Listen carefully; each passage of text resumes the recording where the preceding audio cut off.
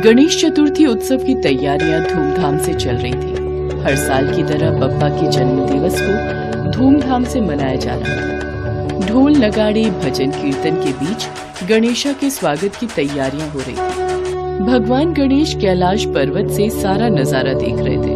वे माँ पार्वती और भगवान शिव से बोले, माताश्री, पिताश्री, पृथ्वी लोक पर मेरे जन्म दिवस की तैयारियां कितनी धूमधाम से चल रही हैं। धरतीवासी मेरे जन्मदिन को बहुत ही धूमधाम से मनाते हैं। मेरा मन कह रहा है इस बार मैं आप सबके साथ पृथ्वी लोक पर जाऊं। ये तो बहुत अच्छा विचार है पुत्र गणेश।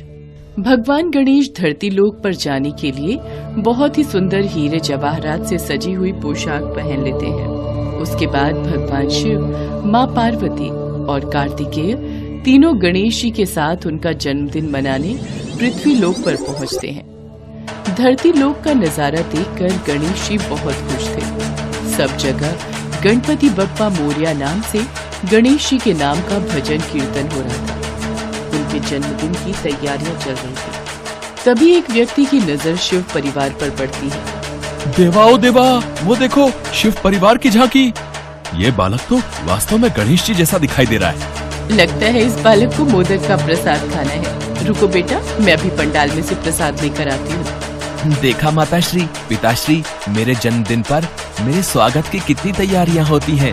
अब हम सब भरपेट मोदक खाएंगे। ये लो बेटा, मोदक खाओ। ये भगवान शंकर आपके लिए, ये माँ पार्वती और ये भगवान कार्तिकेय। सचमुच आप सब सह परिवार सचमुच का शिव परिवार लग रहे हैं। मोदक बहुत ही स्वादिष्ट है माता। इतना कहते ही शिव परिवार वहाँ से अंतर्ध्यान हो गया। महिला चौंक गई और उसकी आंखों में आंसू आ गए। जो व्यक्ति कुछ देर पहले शिव परिवार को झांकी समझ रहे थे, वो दुखी हो गए।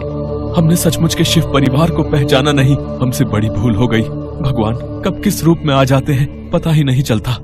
तुमने सही कहा भाई, भगवान आए और चले गए, हमने उन्हें पहचाना ही नहीं। चलो अंदर पंडाल में चलकर भगवान गणेश की पूजा अर्चना करते हैं और उनसे क्षमा याचना करते हैं। भगवान गणेश अपने माता पिता और भाई के साथ अपने जन्मदिन की तैयारियां देखते हुए आगे बढ़ रहे थे। तभी उनकी नजर एक टूटी फूटी झोपड़ी पर जाती है जिसमें बहुत अंधेरा और सन्नाटा था। माताश्री, पिताश्री, इस झोपड़ी में अंधेरा क्यों है? क्या यहाँ पर कोई नहीं रहता? पुत्र, ये तो झोपड़ी के समीप जाने पर ही पता चलेगा। गणेश जी सबके साथ झोपड़ी के समीप पहुँचते हैं। झोपड़ी में एक गरीब परिवार रहता था जिसमें बीमार बूढ़ी माँ, पति पत्नी और 2 बच्चे थे जो भूख से बिलख रहे थे। झोपड़ी में एक कोने पर छोटी सी भगवान गणेश की मूर्ति रखी थी जिसके सामने एक दीपक जल रहा था और पत्नी गणेश भगवान से प्रार्थना कर रही थी। कमला, भगवान गणेश की पूजा करने से क्या होगा? वो हमारी सुनते ही कहा है। कितने दिनों से कोई काम नहीं मिला। माँ की दवाई लानी है, घर में खाने को कुछ भी नहीं है। मैं सचमुच बहुत लाचार हो गया हूँ। कोई काम देने को राजी ही नहीं होता। मुझे तो लगता है हम गरीबी में ही दिन काट कर इस दुनिया से चले जाएंगे।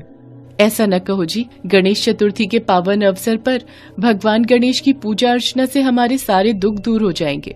गणेशा, आपके जन्म दिवस पर मैं आपको बस खिचड़ी ही भोग लगा रही हूँ। घर में खाने को कुछ भी नहीं है, बस यही थोड़े से चावल और दाल रखी थी।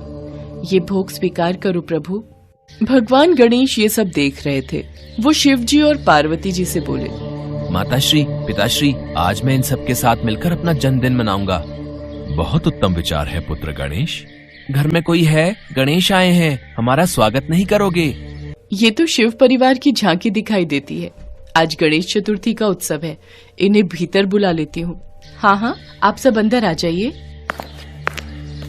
मुझे तो अपना जन्मदिन मनाना है, केक काटना है, पूरी पकवान, मोदक, मिठाइयाँ भी खानी है। इसलिए तो मैं सह परिवार आप सबके साथ अपना जन्मदिन मनाने आया हूँ।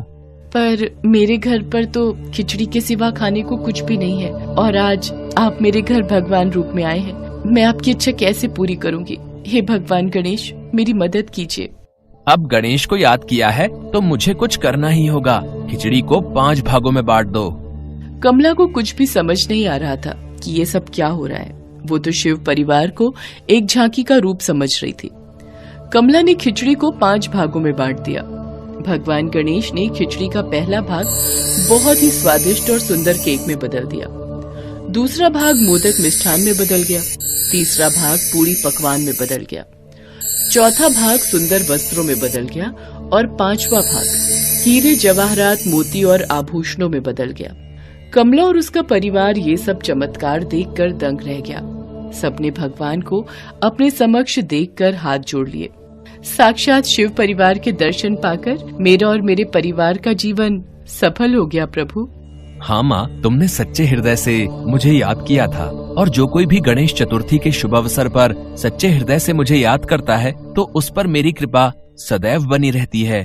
इतना कहते ही भगवान गणेश अपने माता पिता और कार्तिकेय के साथ अंतर्ध्यान हो गए। कमला के घर में गणेश के चरण पड़े तो उसके घर में सुख समृद्धि का वास हो गया। उसकी सास की बीमारी दूर हो गई। कमला ने रहने के लिए बड़ा घर भी बनवा लिया।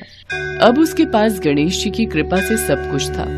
कहते हैं सच्चे हृदय से भगवान को याद करो तो वो दर्शन देने जरूर आते हैं। बस जरूरत होती है मन में विश्वास का दीपक जलाने।